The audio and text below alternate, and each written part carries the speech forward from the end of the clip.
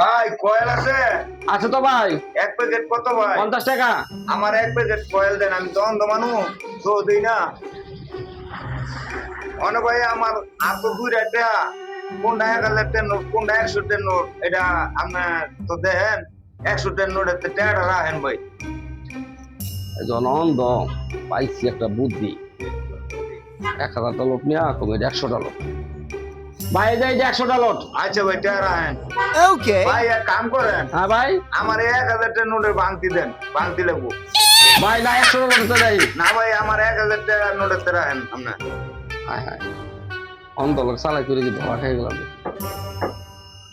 আচ্ছা ঠিক আছে দেন। নেন